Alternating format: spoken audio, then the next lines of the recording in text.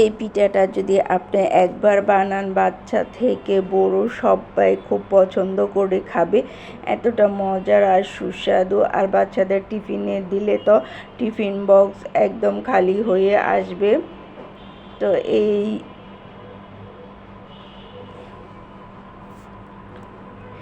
পিঠাটা আমি কিভাবে বানিয়েছি সেটা আপনাদের মাঝে শেয়ার করতে চলে এসেছি।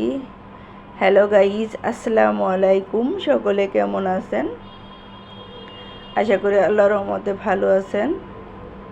তো যে যেখান থেকে আমার ভিডিওটি দেখতেছেন, প্লিজ একটা লাইক দিয়ে ভিডিওটি কন্টিনিউ শুরু করবেন। মাত্র আটা আর একটি ডিম দিয়ে যে এত মজাদার নাস্তা হয় আগে নিশ্চয়ই আপনারা জানেন নাই। আমি এখানে 1 কাপ আটা নিয়েছি আর একটা ডিম নিয়েছি। আপনারা চাইলে ময়দাও নিতে পারেন। তো আমি এখানে আটা নিয়েছি।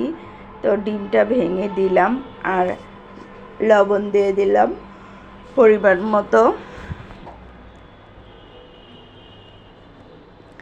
আর দিয়ে দিলাম চিনি। এইখানে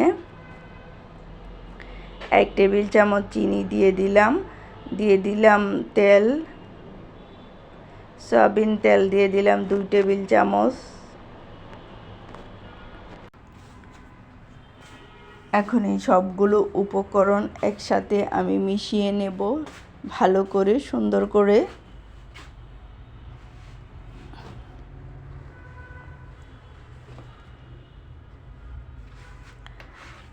এখন সুন্দর করে মিশিয়ে নিচ্ছি। দেখুন, তো প্রথমে আমি চামচ দিয়ে কিছু মিশিয়ে নিলাম, এরপরে হাতে ভালো করে কচলিয়ে কচলিয়ে মেখে নেব।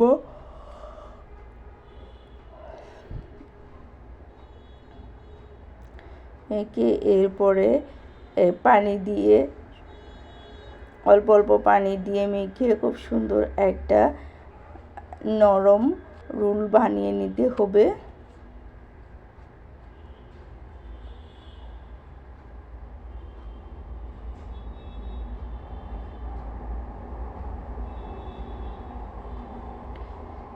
এ পর্যায়ে খুব সুন্দর করে মতে মতে নিতে হবে।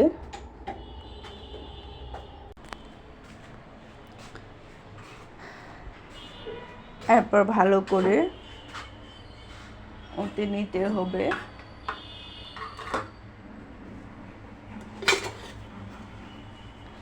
এরপরে অল্প অল্প পানি দিয়ে খুব সুন্দর করে রোলটা বানিয়ে নিতে হবে।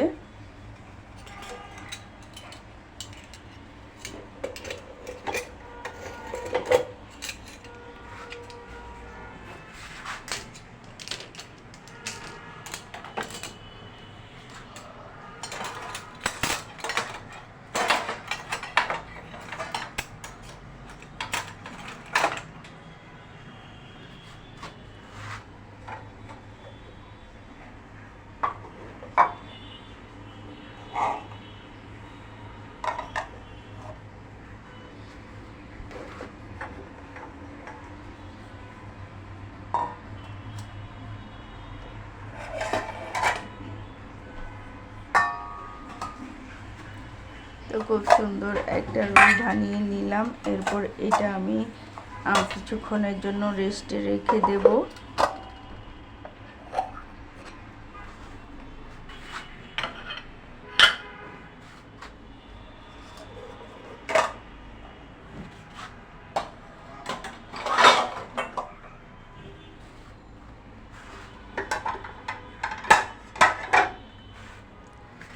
রেস্টে রেখে দিয়ে এখন চলে আসলাম বানাইতাম। এখন আমি এটা 2টা লুচি কেটে নেব। এটাকে ভালো করে মতে তারপর 2টা লুচি কেটে নিব।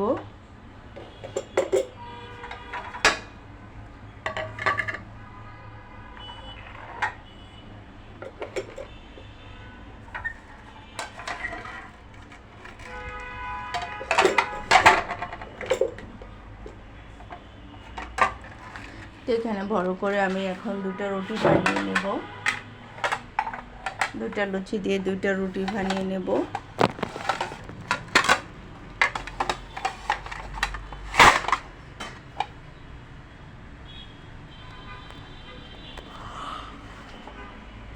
খুব সহজ, আর বানাতে কোনো ঝামেলা নাই, আর বেশি কিছু লাগেও না।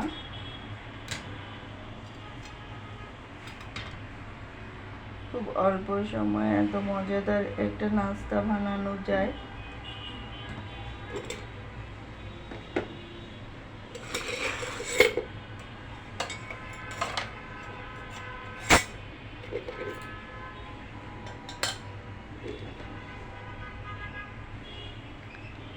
এরপর একটা রুটির মধ্যে আমি এখানে তেল আর আটা দিয়ে একটা বানিয়ে নিয়েছি, তো সেটা আমি দিয়ে দিলাম, দিয়ে এখন ভালো করে দিয়ে নেব।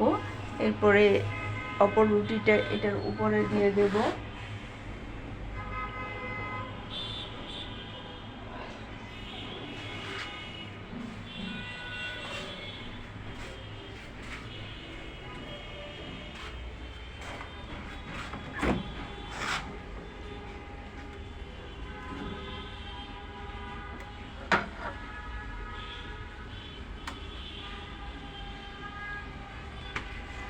এরপর এটাকে ভালো করে চেপে চেপে দিয়ে আর একটু ঢেলে তারপরে আমি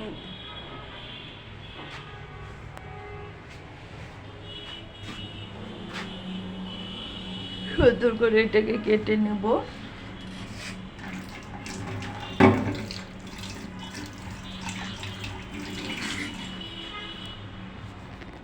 এটাকে এখন চেপে চেপে গোল করে আমি কয়েকটা শেপ দিয়ে নেব।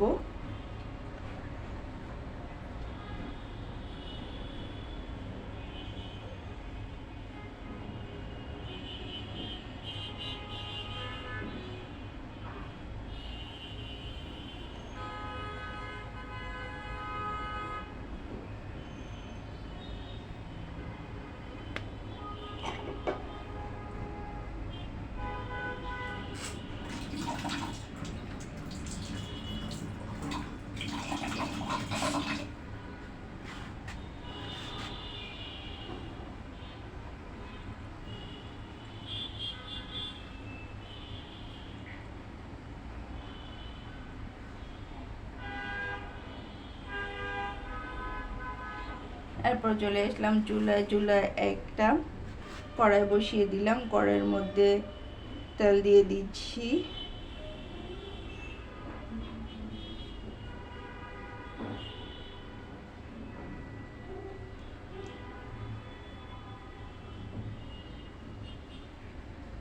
তেল দিয়ে সবগুলো ভেজে নেব এখন।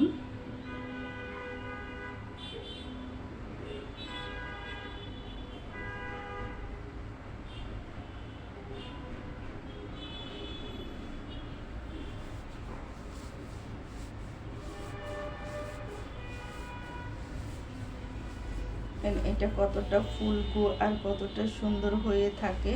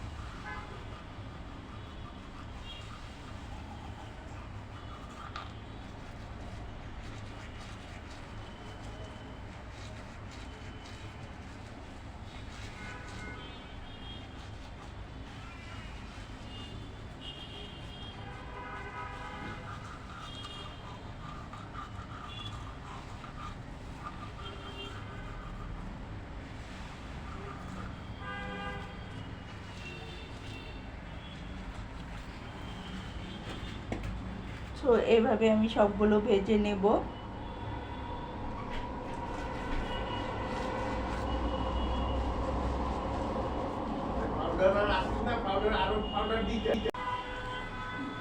তো সবগুলো এইভাবে ফুলকো করে ভেজে নিতে হবে এখন।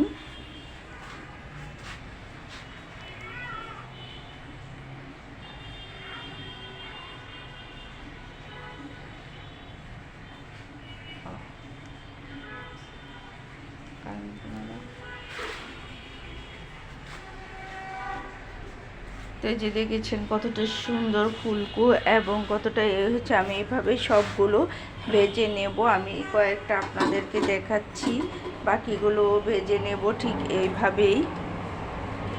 তো এতটা সুন্দর আর এতটা ফুলকো হয়ে থাকে। এটা যদি আপনি খালিও খেতে পারবেন, বাট মাংস দিয়ে। তো আমার মেয়ে খাচ্ছে মাংস দিয়ে আর আমি খাবো কলা দিয়ে। আমি মাংস দিয়েও খেয়েছি, তারপরে কলা দিয়েও খেয়েছি। এটা এতটা সুস্বাদু, চাইলে সকালে বা বিকেলে নাস্তা হিসাবে আপনারা রাখতে পারেন। সবসময় কিন্তু একঘেয়েমি নাস্তা খেতে ভালো লাগে না। তো আজ এই পর্যন্তই বিদায় নিচ্ছি। যারা যারা এতক্ষণ ধরে আমার ভিডিওটি দেখতেছেন, যদি কোনো ভয়ে যে ভিডিওর মধ্যে ভুল ত্রুটি হয়ে থাকে ক্ষমা দৃষ্টিতে দেখবেন। আল্লাহ হাফেজ।